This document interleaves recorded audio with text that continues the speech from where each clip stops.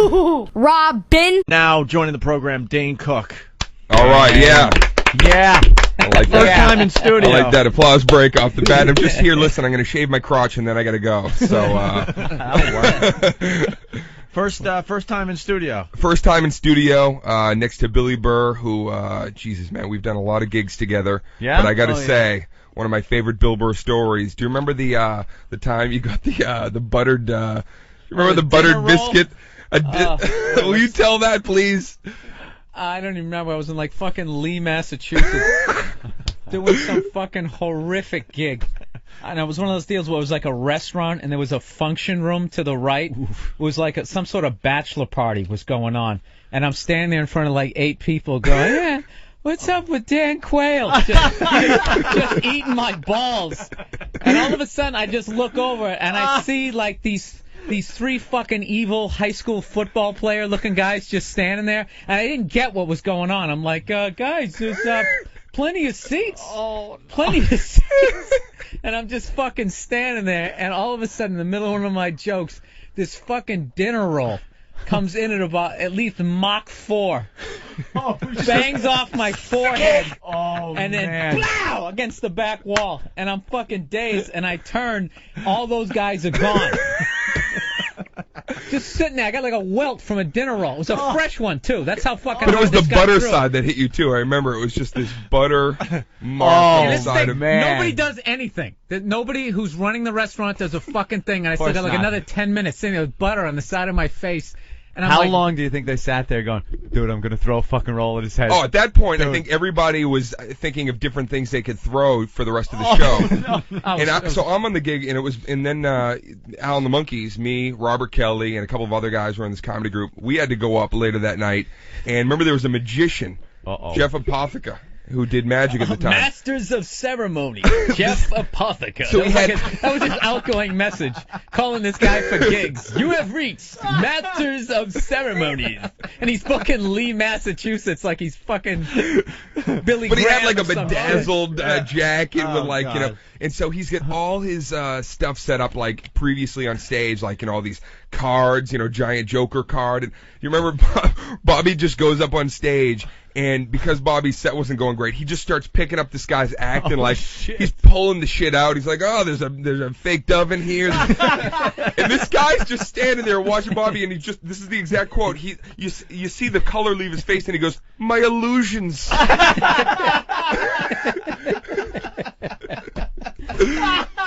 My illusions. My illusions. That night was the first 3.5 years of our fucking career. Every night, yeah. running into him in one impossible situation. The fucking Bellrica 99s that were standing up there. They're like shutting off the Bruins playoff game. Yeah. Okay, you guys ready for some comedy? Oh, no. The fucking game. Put the game on. Oh, it was better when they would leave a game on for us, but like turn the sound down. So it'd just be like your set going, all of a sudden you hear, come on! Yeah. Come on! Me and my brother used to do acoustic gigs out in Huntington, and they would do that during the Islander games, and they turn the sound down, and you're playing, and sometimes it would coincide right when you finish a song, something would happen, and you'd hear, yeah, and you're thinking, wow, we did great, and then you look and realize it's just a fucking television, and you stink, and no one wants you there. You nailed it, because I had to do a gig. Robbie Krieger was playing at a stupid rock club. Probably the same rock club you played at. Yeah. One of those, you know, from the tiny, Doors? tiny little. Yeah, it's Robbie Krieger. Robbie from the Krieger. Doors. There's that shithole in Long Beach, I think. I forgot right? the name of it. Whatever. So I'm the DJ. I gotta like do the whole thing, you know, hand out bumper stickers and say, "Hey, everybody, Robbie Krieger."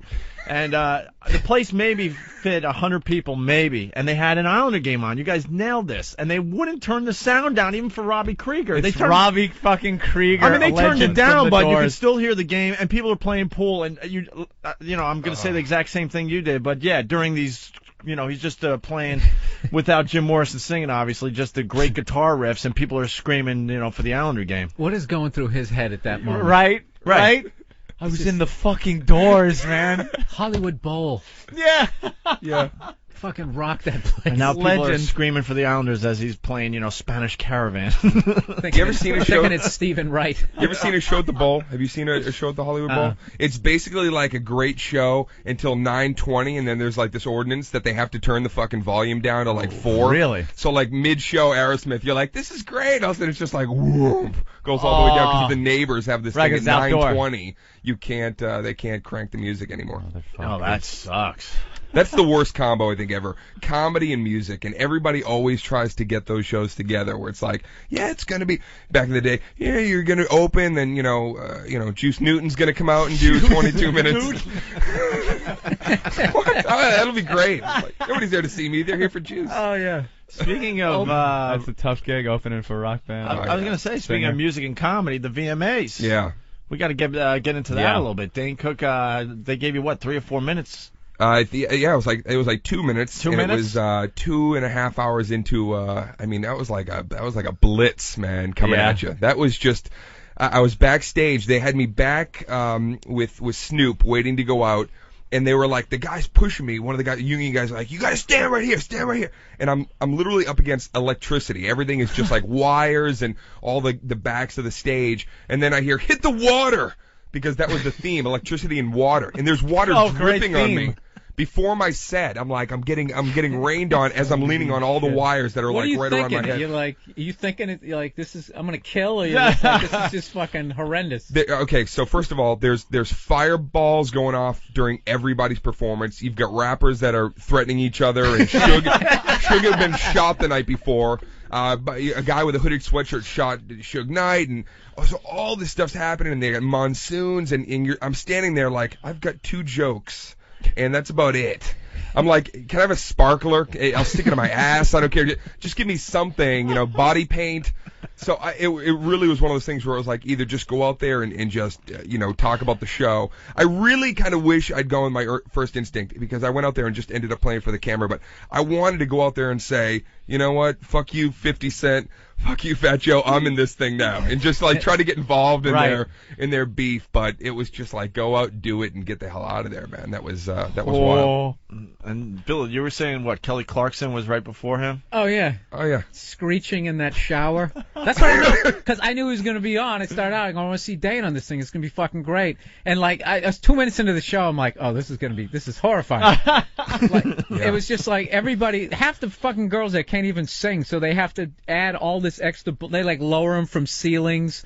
They're coming out with animals and shit. They think if you excite their visual sense, that your audio sense won't pick up on the fact that they stink. Mariah Carey, who can sing, is standing there like in this pool, and she's got backup dancers who did a backflip into a pool and started dancing underwater with this underwater camera. And then like we got comedian Dane Cook coming out. I'm like, oh dude, this is gonna be fucking horrific. And everybody right around the front, like all these kids, they were flipping out. And I just remember at one point, sometimes you just see random stuff during your set where you're like, you're in your head, you're trying to figure out. And I looked down and there was a kid just smacking his own face. I'm like, I don't know, he's on E or this is just like the new way to clap. But he's just staring. He's like, yeah, and he's smacking himself over and over. He's like, in the face, hit me in the face. Isn't that great when you're not looking at because everyone assumes you're looking at the big picture, and a lot of people say, oh, the lights are in their eyes, so you really don't see the crowd. Oh yeah. There are sometimes you do just pick out one person or one event that's going on, a fight,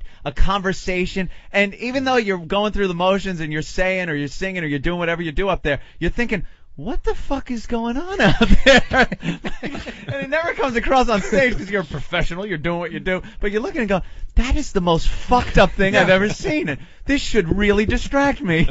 I did a college gig a couple months ago, and there was a girl in the front row. I swear to God, this girl looked 14, but she's showing her titties during the show, and it was great because it was titties, but I'm like, this girl's like literally 14 years old. She was like at the Doogie Howser of this college. She was just like, she was advanced from 8th grade to like cake parties. In every way, apparently. Yes.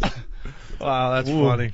You guys all have nightmare stories, though. I haven't seen one comic that went, every gig's been gold since I started. Mm-mm. There's always a fucking nightmare or 8. And it never ends either. No, huh? Even if you keep doing college gigs, it never ends. Yeah. It never ends. Did Bobby ever tell you the Boston Garden gig when we played the we did the Rock of Boston show back when they were doing that every year. It was the biggest bomb gig we'd ever done, and Bobby was probably so psyched. Oh, Bobby was, I mean, he was, it was the group again. We were doing this, every year they did the Rock of Boston, and they're like, we're going to put you on, again, music and comedy. Yeah, You're going to be on right before Fish. It's 2 hours into the show. It was like, Extreme's going to go on, and then you. I was actually in the crowd for that. I don't even know why. No, you're always at the worst possible situation. I swear to God. Billy's like, I'm going to tune in. I'm like, don't fucking tune in, Burr. When Billy says I'm going to be at the gig or tune in, I know I'm in trouble. That was early on. He didn't. No, I was like everyone else. I was going there for the music. And right, then like everyone else. I already had tickets. At least he's being honest. No, I didn't know that they were going to be on that. And then all of a sudden it's just like, yeah, dude, we're going to be doing that. So literally, it was one another thing. 2 minutes into the show, I'm like, how the fuck are they going to do like, there's like 20,000 people there. Oh, man. We're like this improv group. They bring us out, okay, and when they first announced that we were going to go out and perform, people didn't know we were comedy. I think they thought we were like an a cappella group. So at first everyone's like, and we're like, we've arrived, man. Oh, they really care. So we get out there. We've got these awful lapel mics on. There's 4 of us. And I'll never forget, Bobby's up there, and Bobby goes up to the mic, and he's like, yeah, we're going to do some improv. We're going to blah, blah, blah. And it's the garden, so the sound is awful. It's just echoing. You can't hear anything anyone's saying. Nothing. In about a minute in, you feel the entire, like you feel people looking at each other going, they're not going to sing. They're like trying to do comedy. And I'm telling you, it was like 3, 2, 1, and all of a sudden, lighters, a million lighters just came like whipping in lighters in shoes. People sacrificing their shoes. Well, that's what I'm thinking. I'm like, I'm getting pelted with lighters, but I'm like, did they bring extra shoes to throw? Or are they so angry that they're taking that they don't shoes? even care they're going to be walking home without shoes? I mean, upper deck shit littering. Wow. You guys were in that kung fu bit.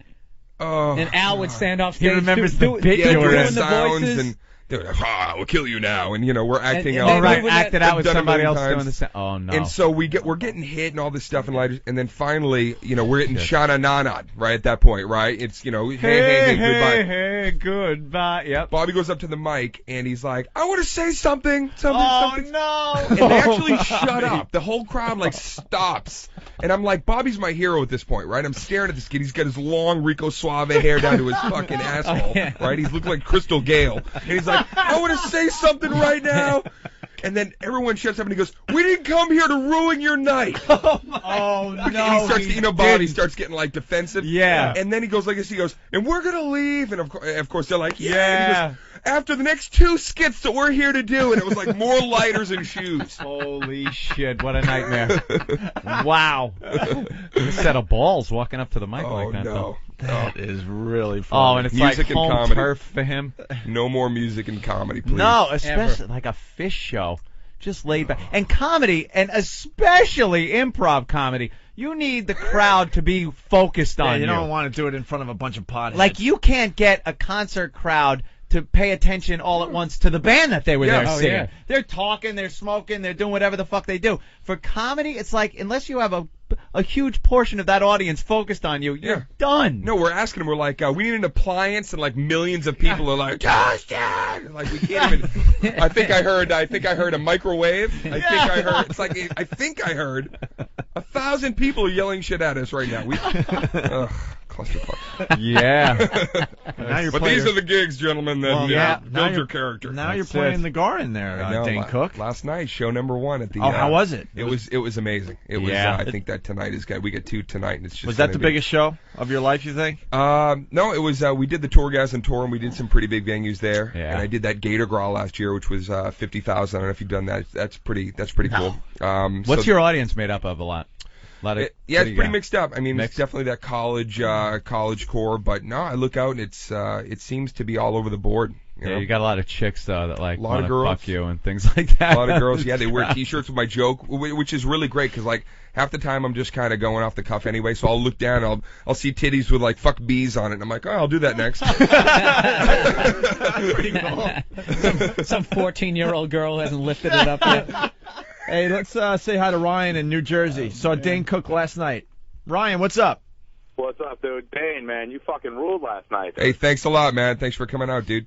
Yeah, dude, Bob Kelly rule, too. My girlfriend doesn't even like O&A and none of that shit, but last night, man, she fucking loves Kelly, loves you, and now I think she's an O&A fan. Oh, that's cool. Oh, that's good. Good deal, man. It's hard to get the girls on, but see, you got it knocked. You know, the girls are there with you. You got a very diverse crowd. Mm-hmm. Us, it's a cock fest. It's just like, yeah, fucking A, guys. And the girls, they hate it, and I don't know what we're doing. We're trying to soften our delivery a little bit so we could have more women out there. Yeah, that's It's not working at all. Let's bring some girls down to the studio. We're going to do hugs. We're going to do free hugs every hour. Come on down. Well, we noticed since Jimmy's been gone the past couple of days, girls have warmed up to us a That's little right. bit. We had girls in the studio that were willing to take all their clothes off, which is always a good thing. A girl called up to play Guess What's in My Pants. Jimmy We had a strap-on show the other day. Jimmy scares girls away. They walk in, and he looks like he's going to be a problem.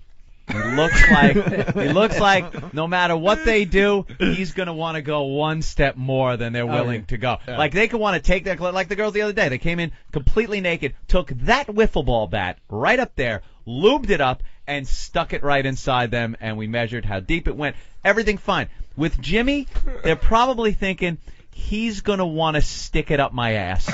Like just that one step where it's probably going to be a problem. Yeah. So they don't even want to get started.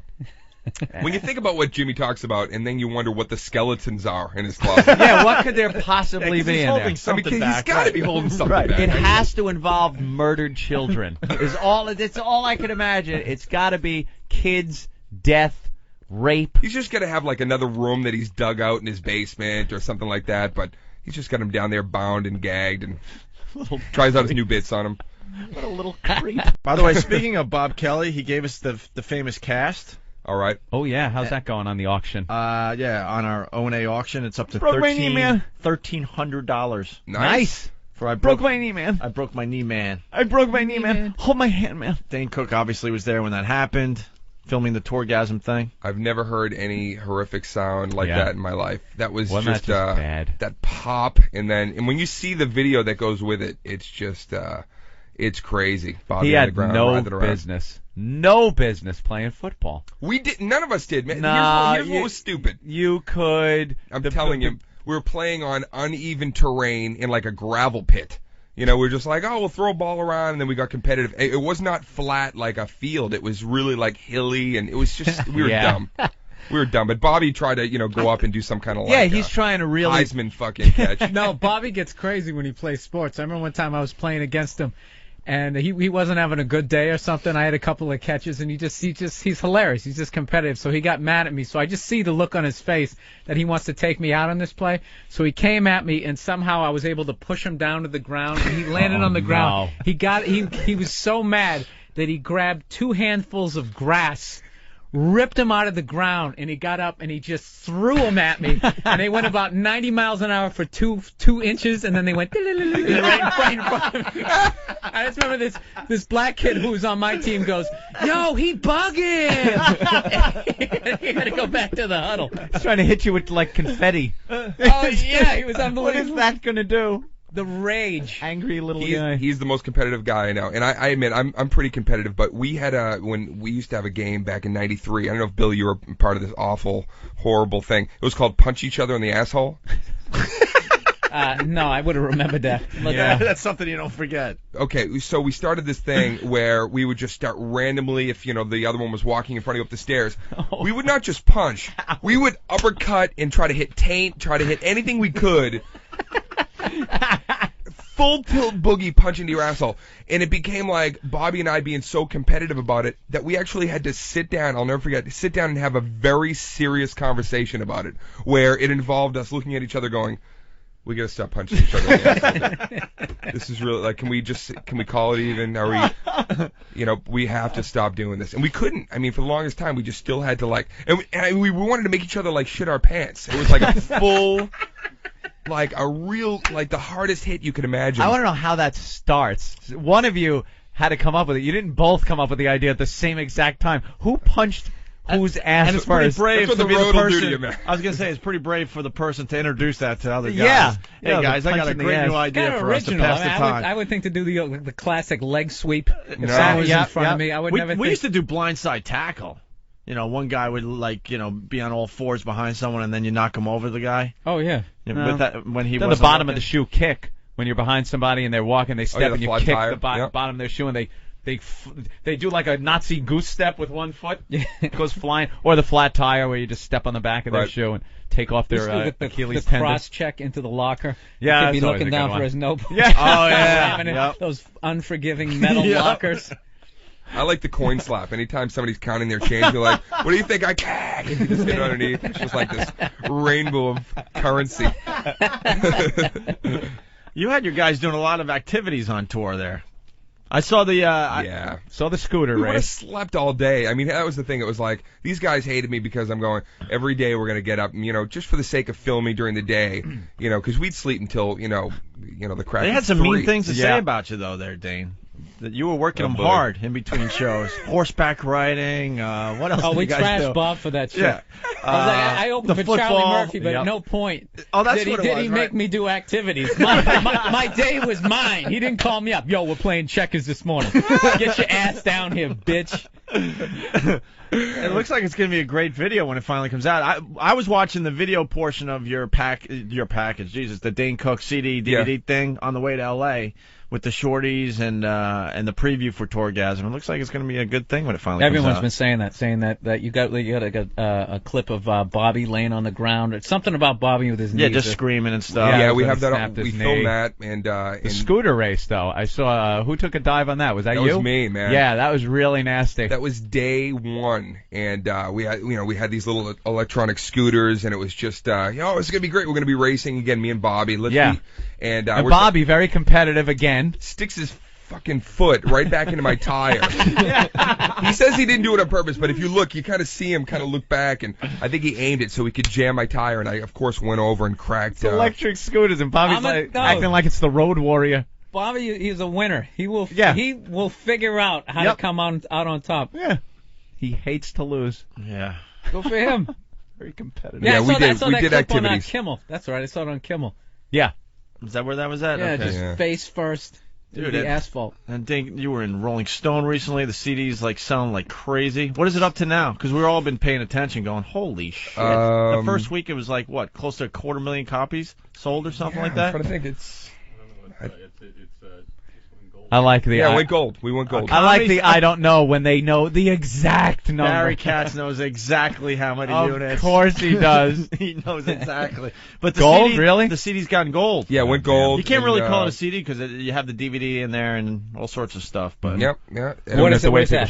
Half a million? It's gold or a million? With the double album, we've shipped almost 500,000. So once you hit 250, that's gold on a double, and then platinum is probably a few weeks away. Yeah. Yeah. That's amazing. I know, man. I sold 3 of my CDs off my website. I bought 2 of them. Pretty proud of that. You want them back? It's just amazing because people are just not autograph them to you. People are just not buying CDs obviously like they used to. So a comedy CD to sell that much, that's just phenomenal. Yeah, somehow the CD, I've noticed, like I said, in like the last few months, all of a sudden you go to a college and it's like you're holding up like a fucking 8-track. Oh, you were saying that the other day, yesterday, right? Yeah. It's just, now they all want like a DVD because they can get the shit for free somehow, Yeah, somehow. Just ask Steve. He knows. Let's say hi to burn anything for us. Yeah, Mike on Long Island. Mike, what's up? Hey, boys, how you doing? All right, hey. What's up? Good. Dan, I was at a show last night. Wonderful job. Thank you, dude. How do you feel when people applaud for bits you're about to do? Oh, yeah. All you said was, I went to a party, and the place blew up. Right. I mean, you know what? It's flattering, of course, when people, kind of hear their, you feel like a little like Bon Jovi. It's like, you guys know Bad Medicine? And everybody just starts.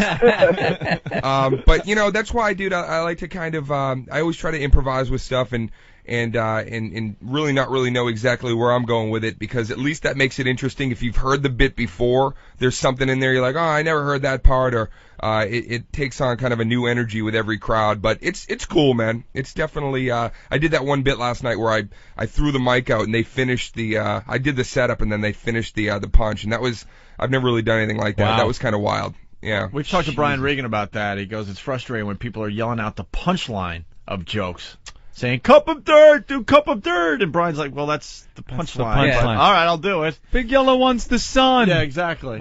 Yeah, it's weird. I mean, even like I know, I was reading all those things with Chappelle before he went into hiding, where it was like people were just coming in, I'm Rick James, bitch, and it's like, yeah, that must have just been all over the place. It's a blessing and a curse because you dream as a comic of doing something that people actually give a shit about quoting at all, and so you want that your whole career, and then when they do it, you realize, oh man, it's sometimes it can throw off the flow of the show, but at this point. I'm digging it. Well, you gotta be, and it's great it. to be huge and on top like that. Are you thinking about something like burnout or overexposure, shit like that, where you go, what do you do about that? I'm just at this point, really things are just starting to roll, so I'm certainly Enjoy not. the ride, I'm just whatever. I got to take it right to the end. He's going into movies next. Is that it? Yeah. Do some flicks. Yeah. The offers. He'll be the next. Yeah. He'll be the next guy that just leaves his comedy behind and never leave comedy behind. And does the movie thing. No, I definitely am going to start doing some more flicks, but awesome. Comedy is. How many lame offers have you had for like sitcoms and movies that are just like, stop it? Here's the worst pitch I ever had. A guy brought me in a few years ago, and he goes, "We're really excited. We want you to do this shit." I'll never forget. Look at it. I wanted to fucking kill you, man. I got Barry next to me. Can we get Barry on the air? Barry, we love when you come on the air with us. Come on. This is gonna be the best pitch you've ever. Everyone heard, imitates right? Barry, and when we do it, no one understands who we're imitating. But we have him in studio today. So you have to see him. He's the only guy I know who wipes his teeth while he's talking to you. Listen, so the guy brings us in, and he goes, "Here's the show." And this was the actual pitch. He goes, "Okay, you're a teacher. You're like a substitute teacher." And so far, I'm like, okay, that hasn't been done, a million times. But yeah. And he's like, "And the kids love you. But here's the deal. You're magic." What? And I'm like, okay, I do magic. He's no. You're magical. You're Mr. Whiz. That was the name of the show. You're Mr. Whiz. And he had me driving like a rainbow VW Bug, and I do my spells on the kids, and I mean, it was just wow. To sit there and hear this. You're like, have you seen my stand-up? First of all, am I doing anything like what you're talking about? Mr. Whiz. I'm Mr. Whiz every week. I think I was on notice for a month after that. And well, you should have been. Why Barry set up the meeting? That is horrible. And what year was this about? Buddy, you're gonna be a big star. 98 or 90. I don't know. 98. It was bad. It just would have been bad effects, like bad cheap sitcom special effects for your magic. Yeah, where you stay still. Yeah. And then they put the other person who's supposed to appear around you, but that you kind of see moved a little bit in between. Some awful time slot. You're on right after Sabrina, the Teenage Witch. Yeah. That's your lead-in. You've made two of yourselves, and you have to talk to each other, and there's got to be a wall line between the two of you. There's always a where they superimpose you. Talking animal. I got like a llama as a pet, and he's got those real creepy mannequin eyes. And wow, that is a bad pitch. You gotta think people are joking at first when you sit there and they come up with these pitches, and you're like, all right, this is a joke. They're doing some kind of a punked show or something. I actually I had some guy pitch something to me a few months ago again with these guys, and I thought they were fucking with me. I really, really thought. Yeah, this is sometimes you get guys who pitch and they have phenomenal ideas, and they've actually written and produced and they're million-dollar things that have gone on, but they are so nervous when they pitch that they look like they're having a seizure when they're pitching. That was the one you're talking about. Yeah, the guy was sweating, and I mean, he's just rambling on and on. There's no rhyme or reason. It was, that was a real idea. It was a real idea, but the guy literally had to carry him out of there. I was on notice again. Yeah, I'm sure. Yeah. All right, you're hanging, right, Dane? Yeah. We're going to take a break. What are we promoting today, Barry? Because Dane's not going to do it. Retaliation, baby. It's Retaliation. incredible. It's out there, and it's selling and like you can crazy. come by the show. We might release a few tickets that people don't show up for guest lists and things like that. Like if your people don't show up. No, I'm going. We're all going tonight. I'm serious. We're all going to go see Dane. It's going to be a kick-ass show tonight, definitely, without a doubt. All right, more with Dane Cook. Also on the way, we got Martha Stewart and P. Diddy rapping together. Oh, this is... We got to do this while you guys are in studio today. I keep saying, wow, that guy's got no street cred, but he lost it so long ago. When he's rapping and teaching Martha Stewart how to rap, hip words, and Yeah. He's got his own line of Craftsman tools that he just released. I mean, yo, let me tell you about my wrench. That's the Snoop with the golfing and Snoop is the worst. Let me tell you, it locks on to the nut. It's I know, you wonderful. Rap is where like heavy metal was in like 1990 when like Winger and all those groups were coming. It's over. Yeah. They used to be scary. It was something that was just like everybody needs a sidekick. Snoop was so scary until he's like, let's go golfing, Aya Fizzle. It's like golfing, Lee Iacocca. If you could find a better dizizzle, buy it. Why? No, stop. No, Snoop, stop. What are you doing? It's so not scary now. No. You just, why not? It's a little soft shoe there for us. It just does, it comes off so bad. Lee Iacocca. Stop. All right, more with Dane Cook. As we go to break, I think we're going to play the Broke My Knee Man song. Oh, I haven't heard this. Yeah, the listeners really ran with this They one, ran, man. man. When you got us the audio of Bob Kelly breaking his knee, there were remixes. Did you ever hear the Goodfellas? I thought was the you wanna best. I did hear good that one, too. I did hear that. Yeah. Are you here? Well, let's play it really fast. It's only 50 seconds. Listen to this first. Look, he started to touch me. He started to grab me. I told him to stop. He didn't stop. I hit him back. And then he got really angry. He pushed me out of the car. What do you want, fucko? You want some? Huh? What are you doing?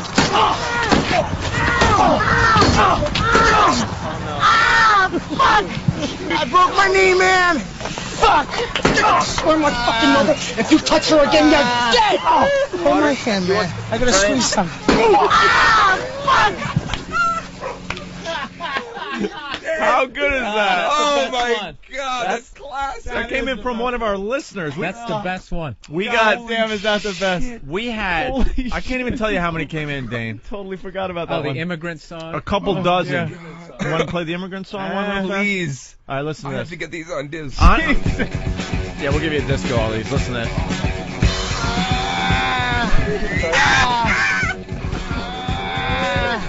I broke my knee, man! Fuck! I broke my knee, man! I broke my fucking knee, dude! I broke it, dude. I felt the crack. Fuck! I broke my leg. I broke it.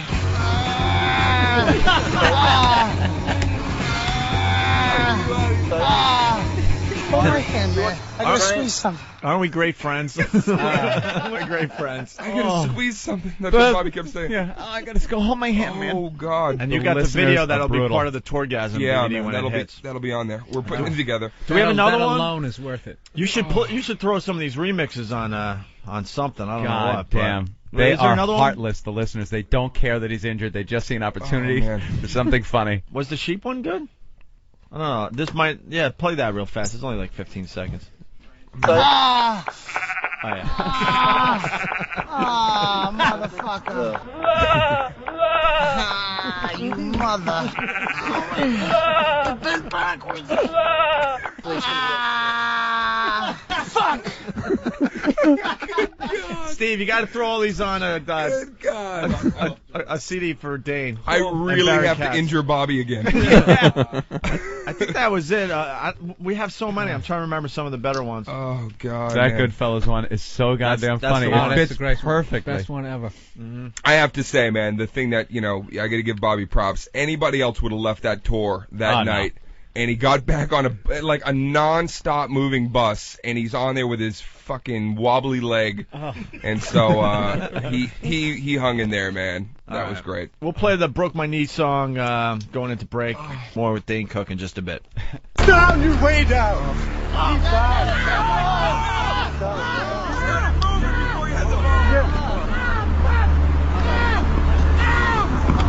I broke my knee, man. I broke my knee, man. I broke my knee, man. I broke my knee, dude.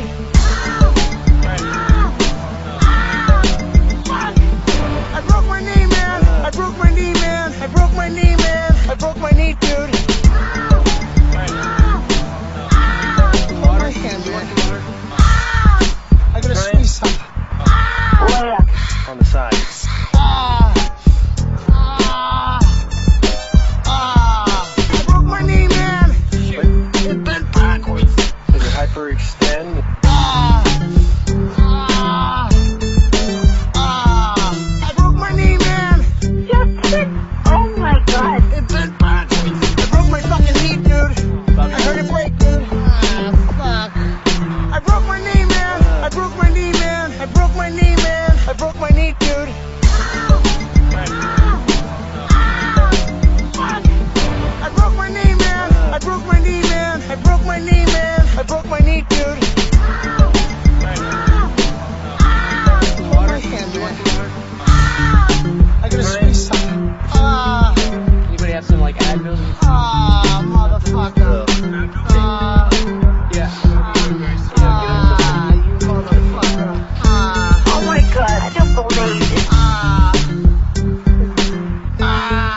fucked up. You mother. What the fuck? Hold my hand, man. I got a sweet suck. Dude, I won't move. Hold my hand, man. I got a sweet suck. I broke that fucking thing. I broke it. I broke my leg, man. I broke my leg, man. I broke my leg. I broke it. I broke it, dude. I felt it crack. I broke my knee, man. I broke my knee, man. I broke my knee, man. I broke my knee, dude.